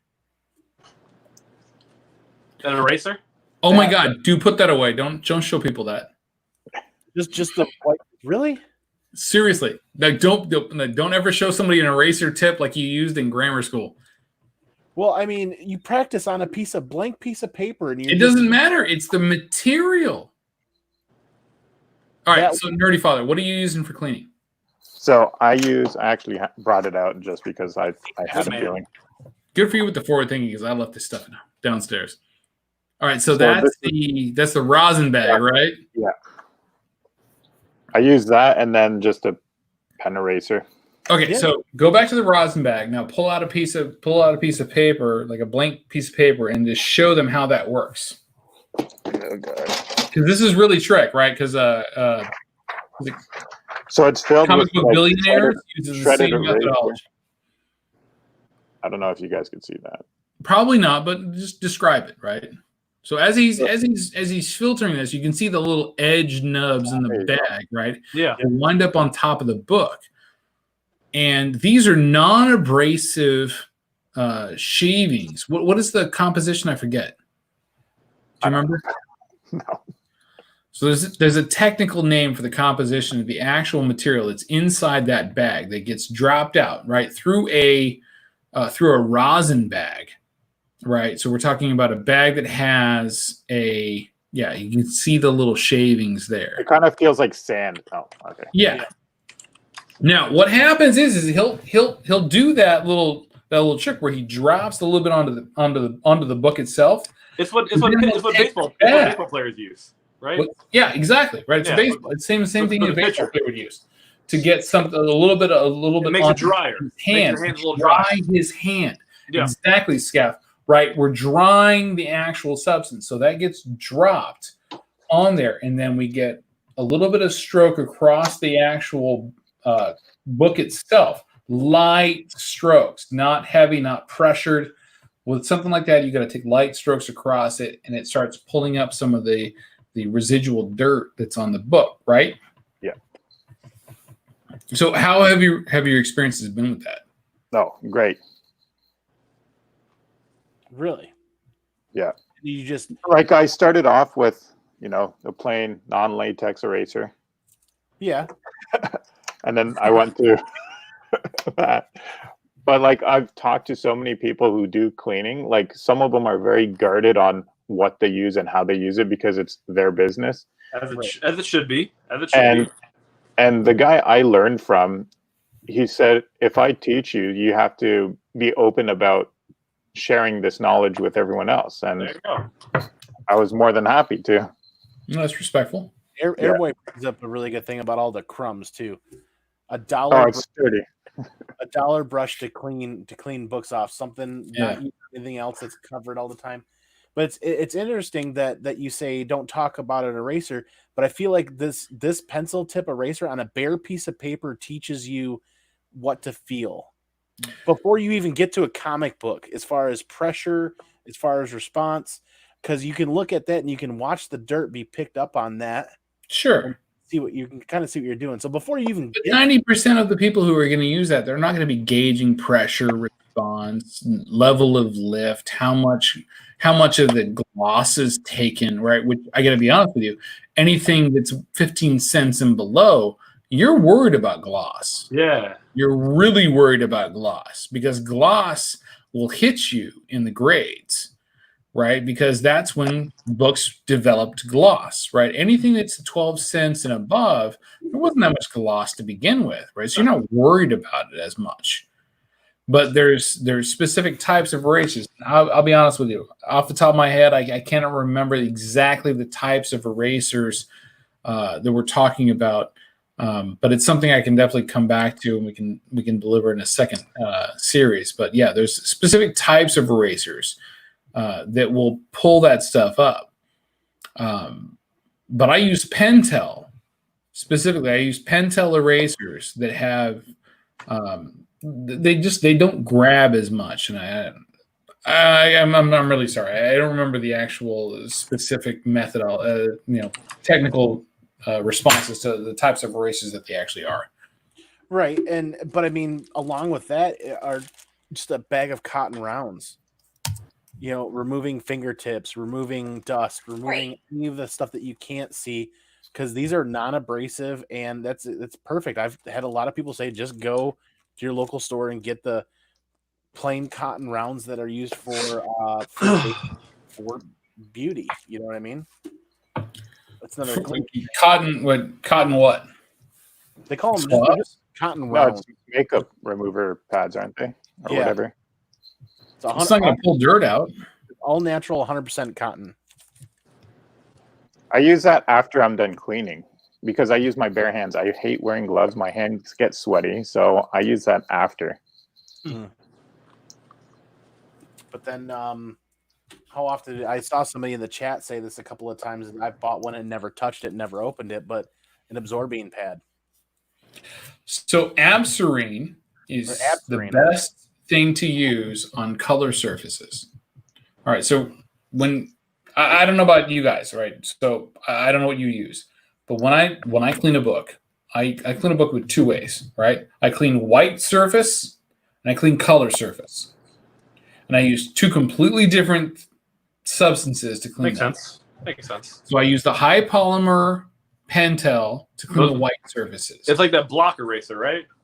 Yeah, it's a square eraser, right? It's white, but I use that to clean the white surfaces, right? Much easier with Silver Age, much easier with Bronze Age. As you get closer to the Modern Age, it streaks more. So you have to be very careful about touching anything that actually has color, black or otherwise. You have to be really careful. But other than that, the high polymer stuff works really well on the whites. Now, when it comes to color, yellow, number one. My biggest fan, yellow. Yeah. I have cleaned, and if you don't know this, I've cleaned a Swamp Thing 37. Oh, that yellow cover. Yeah, it's like 70% yellow cover and a little bit of green Swamp Thing in the center, right? It's the first John Constantine. Yeah, it's the first John Constantine. If anyone's curious. I have a 9.8 of that book. Gross. Because I cleaned it Gross. and I pressed it and I was done and I was like, it was for my LCS and I'm like, what would you like for this book? I don't want to give it to you anymore. I want to. Yeah. Let me just say that this is not going in the store, right? Like whatever you're going to say, what comes out of your mouth is the price you want for it. I'm paying. But I didn't tell him that because, that would just be dumb. But it's a 9.8. Like, so like, hands down, I'll tease the ending. It's a 9.8. And I was not letting that one go because it was so pretty when it was done. But it started off as a 7, right? Because it had a spine roll. It was a dirty cover. But when I was done using the Abserine and I pressed it out, got rid of the spine roll and everything, the thing came back a 9.8. And I couldn't have been prouder. I couldn't have been happier with myself. But that is like the highlight, the pinnacle of my professional work. You still got it? One book. Oh yeah, no, it's not going to be. That's a $600 book. I took that thing from like a $80-$90 book to a $500 book. Yeah, I was pretty proud of that one. Yeah, pressing and cleaning. So I've got one question, Nerdy. That pouch, that rosin bag that you had, does that do the same, or does that have the same effect as that Abserine putty? I've actually never used Abserine because we can't get it in Canada. Really? Well, we can, but it's like ridiculously expensive. It would cost me like ship it in? $80. Yeah, $80 for one In box. what format? In the tub? Yeah. Wow. Yeah. So What a transfer fee. I'm saving my pennies. You've got to. I got to tell you, I've had the same small tub of Abserine for a year and a half. Okay. It just because you grab a chunk off of it, right, and you use it for a little bit. You can use it across multiple books. You don't just toss it out when you're done. But when it starts getting dark, obviously you're like, okay, it's time to go. Yeah. So I just never had the chance to buy it. So try to get it in. Maybe I'll send it to one of you guys, and then you guys could ship it to him. We need to ship them to him in like a gonna add with NerdyFather some tubs of Abserine. Send him. So I mean, once you get into Abserine pads for cleaning high-end erasers, or you get into the Abserine putty, or you get into cotton rounds, beyond that, there's not a lot out there that I personally know about that's easily accessible and easy to learn. Even if not only that, it would be restored. You have to be very careful on what you use, because any imperfections on that sense, it's like, green label, or sorry, purple label. Yeah, purple. So and if that's not what you're looking for, then obviously you don't want to do that. Right. Yeah, and especially if it's for a client. That's definitely a challenge there. That'd be a challenge. Yeah. But it is interesting though. It's kind of interesting. Like I really feel that like everything, like I think pressing has really kind of taken the whole industry by storm. Honestly, I feel that more people are getting their books pressed, whether it be gold and silver age, but mostly like I feel more people are getting moderns pressed than they used to previously. Even if like it's if the book came out 6 months ago, people are still going to probably try to get that pressed because why not? We're now at a time in 2020 where we have people that have started businesses on the basis of ordering direct from Diamond and submitting and getting back 9.8s to resell those 9.8s. A lot of companies have, correct. There are companies out there that have built that business model, and Nick from Slabbed Heroes is one of them. Yep. Nick from Slabbed Heroes has a really awesome process with rehydrating a book, cleaning and pressing. He's got a very smooth system because his business counts on that. Is that for moderns? Yeah, he cleans and presses any book that he wants for his personal collection or for customers. Wow. As he has time available. But his business, Slabbed Heroes, is about selling graded books You're right. as soon as they hit the market.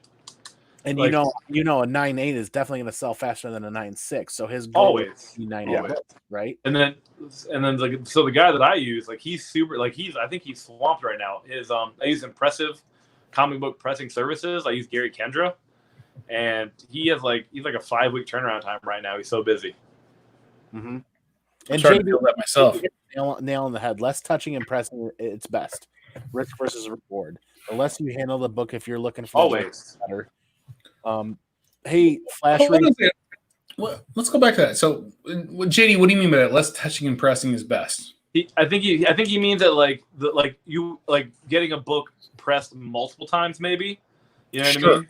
Mm-hmm. Yeah, that could potentially damage the book in the long run. Like if you get it pressed and then graded, and then cracked and pressed and then graded, and like rinse and repeat, maybe. Yeah, I think the age really plays into that paradigm. Always. Yeah. You're talking Golden Age, right? We're talking about JD, right? So, talk about Golden Age. That's going to be significant. Especially when it starts getting brittle. Right. Like I have a book from 1950 that I don't plan on pressing again. Yeah. You know what I mean? I've got a Moon Knight 29 that I pressed 3 times, right? But it's a little more durable. Twice. I finally got a 9.8, and CGC screwed it up. Now they got to repress it and send it back to me. Right. It'll come back to you. It'll but it's new. It's modern. Right. It's a little more durable. Yeah. Hey, Flash Ray, thanks for stopping in. Appreciate you checking out the video from the title and whatnot. And he's still pretty new and learning terms. He's heard a lot about what it is to press a book. And it literally means to take a book and get that thing perfect edges, perfect flatness. Grab like 8 phone books and just set it on top of it, and you'll be fine. Seriously, Skeff, though, tell Flash Ray what we're talking about to press a book. So what we're talking about when it comes to press a book is right there behind you, Nerdy. I'll demonstrate while you're talking. NerdyFather. Oh my God, he's gonna press book live. That's awesome. But you know what's really cool is we were to catch his fire. We were pressing books in the 90s without even thinking about it. When we were buying, please press an X Force 2. Yeah, I mean when we were buying 181 90s, I did that. I put stacked phone books on topping them, and that was a very crude, very early form of cold pressing a book. It's actually before I went to 2-press method. I would take books out of the press and I'd put them under a hardcover book, like a heavy, large hardcover book, and then I'd put a box of comics on top of it. Yep. Just to give it more time, to put pressure on it, right? To keep it from changing its shape back, right? Because bends and creases have memory, right? Paper has memory. Fiber has memory. Always remember that. It has memory. If you don't put the amount of time involved in it to keep that that pressure change in there, it will revert. And it will happen at CGC. It'll happen between the time you finish it and the time you send it there. And when the time it gets to CGC and it actually gets in the grader's hands 30 days later, it'll be like, well, this book needs to be pressed. Oh, tough luck for this guy. I did that. Yeah. The basic fundamentals that NerdyFather is going to demonstrate in the back there is you take a comic book, and now the comic book as it sits has dead space inside of it. So the staples, you got to protect the rest of the pages from the staples. So there's going to be some sort of cardstock or backer board going in there to protect the rest of the pages from the staples.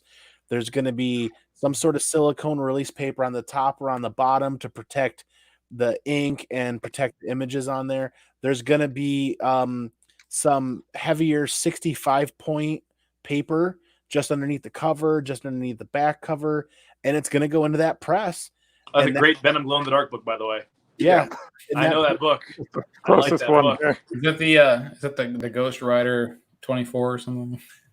That press is going to get closed. It's going to get heated to a certain point in time. Oh, it's the Venom book, yeah. Yeah, that Venom Glow in the Dark with the eyes glow in the dark. And that heat's going to get shut off, and it's going to be left in there to sit and cool down over time. And what is he doing? It's a burrito. That's basically it. And you can get as fancy. That's for me, a clamshell press like that is pretty fancy. I got a little itty bitty $100 press that I was gonna experiment with and haven't touched in months, but at the plates. You can Please, if you don't fully understand what you're doing, don't start with your keys. Start with some 50-cent crap that you pulled out of half-price books or what was it, Second and Charles or whatever discount store you got. Start with some junk from the 80s or 70s that you can mess up, and start with as many different types of books as you can, right? Like what That's a dollar book right now, right? Like you got the Vision book from the late 80s. You got the Venom book that has glow in the dark treatments, right? From the 90s. I wonder how that would work. Those are two specifically different things, right? They're dramatically different. Foil covers. So yeah, Airboy. One you're going to heat at 150, one you're going to heat at 160. You know, you're going to put different times on them. That's the Airboy the Barbarian brings up a great question. Can't press 90s foil covers. That's where the you can. You totally can. You can. It's just you cannot press embossed covers. Yeah, like what is it? Killing Joke. Don't press a Killing Joke ever. Or what? Silver Surfer 50. Yeah. Don't press those. One. Embossed covers that are designed to be like fleshed to the surface. Don't press those. You're just going to press them flat, and they're not going to have the same. They're going to get graded way lower than you think. But it's so flat. 5 6 now. I mean, foil covers, if I remember correctly, if I'm understanding the foil covers correctly, is they just need to be done at a cooler temperature for maybe a little bit more time. Less time, yeah. Oh, it's less time. Okay. Yeah. That's where I'm still learning about it. That's where this is an incredibly cool challenge, because this could take years to really absorb and understand as an art form. And there's no way in hell I am going to touch any of the Saga books behind me because of their current state, exactly where I want them to be. But thanks for the joke. Bearded's just trying to goad you into it, man. Crack it open, Andy. Come on, do it, man. Are they all 90s? Those 90 books are perfect to practice on. You can go out and find a lot of 90s stuff that's got million. Dude, there's 50-cent back issues somewhere. You know what I mean? Like, find those 50-cent back issue books. But I did have the different ages in those back issue books, right? 90s books, 90s. You know, you got your foil books, you got your regular books. Excellent choice. You got your cardboard cover books with the glossy pages inside, right? You got glossy outer covers like the Hulk 393, right? That are like cardboard covers with regular paper inside. There's so many different types of books. They tried so many different things over the last 50 years. You got to try them all. You got to do different stuff. And you got to learn. Go to the Captain Mike website, learn the different types of books, learn the different heat changes that are going to happen, the times that those need to be in there. Use that as a guide. Work with it, find out what works best for you on your press. Yeah, and honestly, the first step should be to find a good professional to do the work for you while you learn. Yep. Because that professional doing the work and sending it back to you is going to kind of be your gateway into, like, if you send certain books that, hey, this is what why can we not work that out? Don't send anything to me. Send nothing to me. I'm going to keep it if you send it to me. It's a good way to practice your grading too. If I feel a book is an 8.5 and I send it to Jimmy and Jimmy's like, no way, dude, this is going to be a 6.5. I just learned something, right? You're like, I got ripped off. Well, that's the idea is when it comes to, there it is, the Overstreet. Yep. Buy this book. If you know nothing about comic grading, buy this book. It's actually a book that's beneficial still in the world. It tells you everything about each grade. It will wait for it. It will even give you pictures about how stuff looks. It'll show you a gradual change on how books are between the different grades. Yep. This is the grimoire of comic book grading. If you don't know this, watch my channel, watch Skeff's channel, watch NerdyFather's channel, and then consult Andy, and he'll point us to one of us.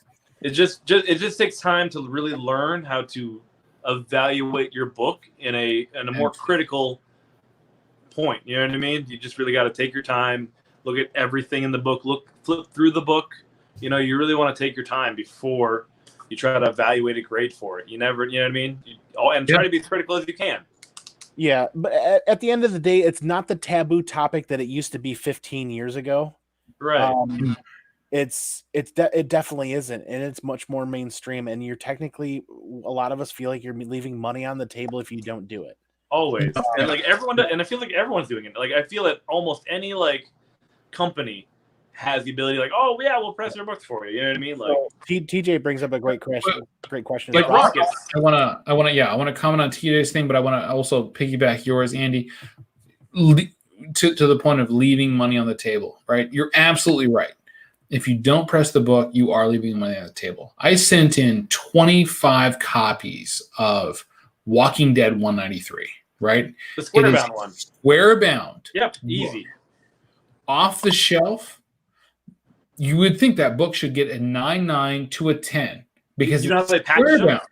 They package them weird. But not one book I sent in got a 9.9 or a 10. Do you know why? Because they all had waves in them. Yep, they were right? It was all wavy covers. Binding. Because exactly right now, if I had pressed those books before I sent them in, I probably could have gotten a 9.9 to a 10, but I didn't. Because I took for granted the fact that, hey, you know what? These are already square cut. They're all good. They should be good. They're going to get 9.8s. I even got some 9.6s out of those books. That's the risk that you run. Yep. If you don't press, right? Yep. If you think the book is perfect and you send it in, you are running a risk. I press every book I send to CGC, period. Whether it's mine, the customers, doesn't matter. I will send it after a press, period. Right. But I haven't used I know Rocket, the Rocket company, like the Rocket Comics, like I know they offer it. I personally haven't used it. So I'm not sure. I couldn't give you their opinion of it. I ran into the guys from Rocket Comics at C2. Yeah, I see them there all the time. They always have. I was there. We were standing in line. There were two people behind me at the Scorpion Comics booth. We all waited around forever at the Scorpion Comics booth. Andy will tell you how well I made out the Scorpion Comics booth, but they're in no different position than anybody else, right? As pressers, as facilitators, as graders, we all have the same job, right? We're there to work for the customer. We're there to do the best that we can. Rocky Comics does a good job. I've heard nothing negative about them. So if that's your go-to. As long as they do like a full press, like there's no like quick pressing or anything like that. Yeah. You know? Right. Yeah. And the fine gentlemen over at Lords of the Long Box talk about Rocket Comics quite a bit. Yeah. And, TiVo, Otto, Nemesis Prime, those guys are solid guys. I know all of them. They're really good guys. So I mean, if they're recommending Rocket Comics, then that says something, right? Yeah. Everybody they wouldn't do it if they were bad at their job. I've talked to that's had an experience with them, has had an amazing experience, a great experience with them. JD also mentioned Hero Restoration in Washington is probably one of the top three. That's high praise, right? JD knows his stuff, right? JD's been he's been around the comiccorps for a very long time. He's been in the industry for a very long time. So if JD is giving you a recommendation, please take it with all honesty. Yeah. Wow, man. Yeah, this is quite the topic that we could probably do a part 2 on in some time. Because, hey, thanks for the sub, Flash Ray. Yep. Check out the description in the comments below. We'll get to that. Thank you, Flash Ray. I didn't remember to shout it out earlier, but our boy Rod the Rican stopped in and gave a $2 super chat. Wait, what? Yep. Thank you.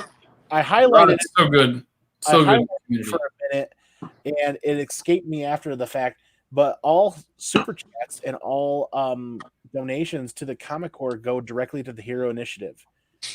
So the Hero Initiative, great cause. You know about it, the link is down in the description. Please check that out here if you're watching live, or if you're watching on the replay, check it out. They've got a lot of great content where you can actually do behind the scenes kind of panels, much like this, but with writers and artists. And anything you spend with them is a direct donation to the Hero Initiative, which benefits all those creators in their time of need. So that's huge, and the super chats are huge. They're thankful for that, and so are we. And if you're watching this show, please sub up to ComicManAndy. Yep. Great content, great community member, does a wonderful job for everybody. NerdyFather And a great host. is awesome. He's a great host. This is the third time I've been on Andy's show, on Andy Griffin. This is my favorite show of the week. It really is, right? And it's not because he's the only person who invites me. It's because Andy knows how to run a quality show, right? And we got Skeff's comic book knowledge, right? He's great. DS has been in the chat the entire time. DS, if you don't want to listen to any one of the three guys here, DS Comics knows his stuff. If you watch his videos, you know the guy knows Golden Age, he knows Bronze Age, he knows Silver Age, right? And he is an amazing representative of the community. So check him out. He's been fantastic. Right. And what's great about this show and what's great about this panel every week, in my opinion, is bringing different people on. It's variety, and variety is the spice of life, and everybody's differing opinions and differing ideas helps to build. Absolutely. And so this is a ton of fun. And we'll close out and go around the horn here for a couple of minutes and basically start it out with, hey, NerdyFather, where can people find you? What do you have going on? So I'm on Instagram at NerdyFather, and same as my YouTube, NerdyFather. And yeah, I'm just cleaning and pressing. My channel is mostly about cleaning and pressing and CGC submissions and unboxings. Dude, the unboxings are the best part. I need to check that out, right? Like, I gotta see what you got. Yeah, it's definitely the reward after all the work, right? Yeah, so for sure. If you guys aren't subbed up to NerdyFather, please do. If you are, share his information out with everybody, because his content is substantially better than my content, I will admit, because I am terrible at editing video. No. Yeah, nobody wants to see you edit out the surprise on your face. CGC. I cannot wait. I literally cannot wait until you send me these variants, because this is going to be a journey for us, Andy. Yeah. Until you send me these variants and we're going through these books. Because when I get them in, we're going to do a video together of my review of the books.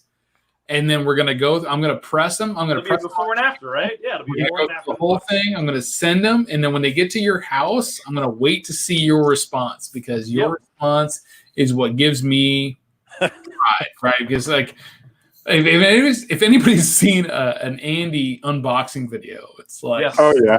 Yeah, very entertaining. If you watch the Andy Given Thursday opening, like, that's him unboxing CGC. yeah, that opening bumper for this show, if you guys hit the rewind, is actually mostly about my most recent CGC unboxing. With God, it's so fun.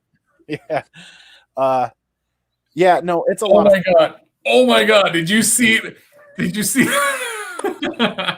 I love you, Andy. That's the only one reason why I make fun. Dude, it's a riot. That's why I want to keep doing it. Exactly. But yeah, so Jimmy, man, where can people find you? Oh, well, on the Geek Aficionado channel and on my Instagram. And, well, sometimes I'm on Andy Given Thursday, but next Friday, I'm on the hunt, taking on the champion, 90 MF Comics. Oh. Yep. It's gonna be a challenge. It is, but we're gonna see if we can't teach him some lessons. Is it trivia? No, it's who can do the better hunt. Oh, yeah. The hunt is who like you find the best book for the best price. Yep. Best price, best value, best book. I won. I found one today for 20 cents. 20 cents? Oh boy. It's an ash can undiscovered country. Was that somebody's trash can? Yeah. It's like a $60 book. Dude, it's crazy. Like, those ash cans can be worth so much money. Like, I've got some X-Men ash cans. I paid 20 cents for it. I'm not even kidding. I paid 20 cents for it today. That's crazy. You paid. A bag of board costs more than that. Right? A bag of the board did cost more than that. It did. Good point. Yeah. But yeah, so I got some videos coming out. I have. I was going through this. I was literally going through this today. So I have second half of my road trip video from February. Yep. Kids at home, right? What can I say? Right. But I have a list. I have 9 quarantine haul videos. Nice. Wow. that I'm prepping. I have 2 short boxes back here of stuff that I bought during the quarantine, right? And like, I don't know, everybody's quarantine wasn't the same. It didn't take as long for everybody, but 2.5 months of buys. Yeah, I scored some significant stuff. Cool. And if you want to know what was serious, check out the hunt and find out what's in this white box. Okay. So Tony Sanders. Tony is the man. And I'm going to drop the link for Tony Sanders. Please do. Yeah. Just really quick. It'll take me just a moment to grab this. That hunt show is a riot. Oh, that'll be fun. I look forward to that. So yeah. Check it out because I'm not a character, man. I'm just me, right? I'm just who I am. And I got to go in there and I got to teach, I got to school some people. Right. This is how to hunt. Listen here, young bloods. A few times. And that show is always a riot. Why does it keep telling me error occurred? Wait a moment. It came in. Yeah, it came in. Don't worry. From comiccorps? Yeah. I've actually been on the hunt once, and I didn't quite grasp the concept of being a character. So I just laughed and had a great time. And then I realized after the fact, I was like, oh, I was supposed to do a shtick. And well, I talked to Tony, right? I guess I told him, I was like, look, I said, I've never been a big wrestling fan, right? But I've always been a character at heart. But like, if I was to pick a wrestling personality, I mean, for me, it was The Rock, or it was Roddy Piper. Oh, there you go. Yeah. Will you wear a kilt on the show? I probably not, but I wore a kilt for my sister's wedding once. Halfway there. And I almost died from the heat. It was June in Northern California, and she wanted me in a kilt. I haven't. I heard there's a little bit breezier, I thought.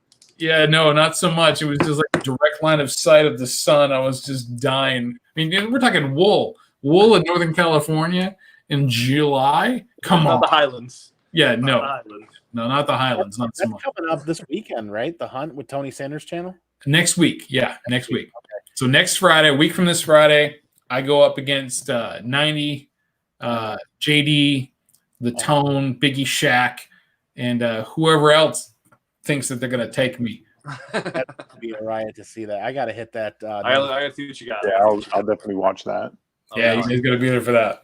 But all right, moving on. Really, Skeff, man. Hi. Where can people find you? Because I know you got a ton of content lined up coming up, man. I do. I have quite a bit of content. You can find me here currently on the YouTubes, surprisingly. Right, Skeff's Comic Knowledge. And also Instagram, same handle, Skeff's Comic Knowledge, where I try to give you some of my common knowledge on comics. So I actually have about 50 books coming in from CGC in the next 2 weeks or so.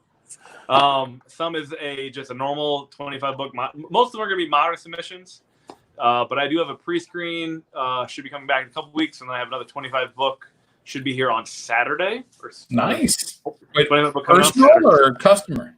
For me.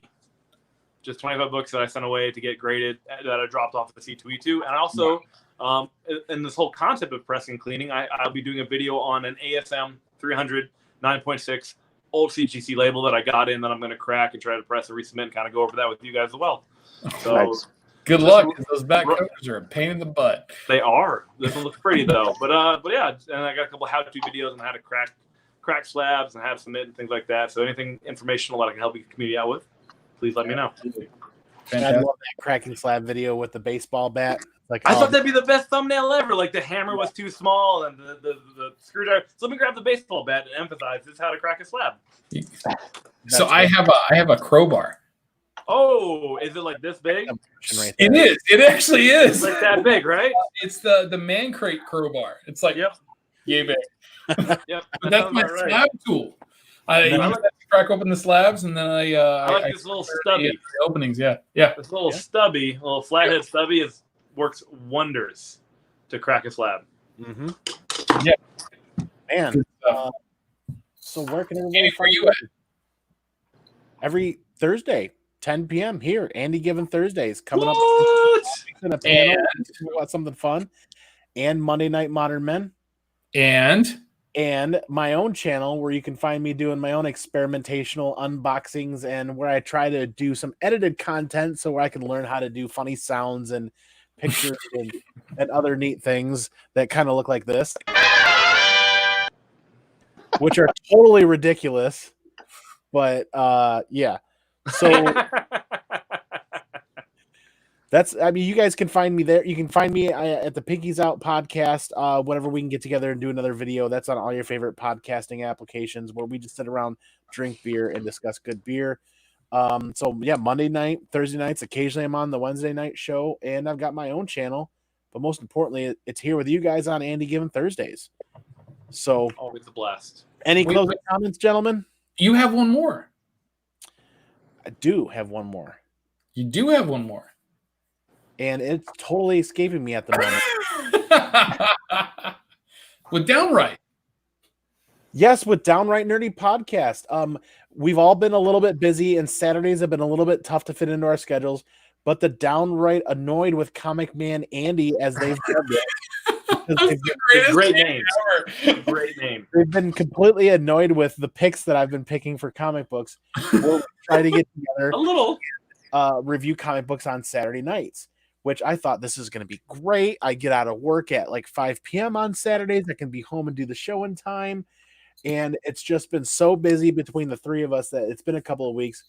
But every Saturday night that either floats between my channel, the Downright Nerdy Podcast channel, or the Bored and Annoyed Podcast channel. So if you don't know those other two channels, look them up, subscribe them. I'll add them into the comments later in the description below if you guys are catching the replay. So if you can't count in 3/4 time, don't even worry about it. Catch the rewind. Yeah, catch the rewind. There's nothing better than reading comic books and talking about them with your buddies, right? Absolutely. Exactly. You know, I'm glad that they came up with a really good format for you, like the Downright Annoyed with the ComicManAndy, because it would have been like, if it was me, it would have been like, Downright, get the fuck out, Jim. Language. They haven't kicked me out yet for all the picks that I've been doing, but you guys got any Dark Hawk again? Don't call us, we'll call you. Yeah. I think we lost his number. Exactly. Fine. It's fine.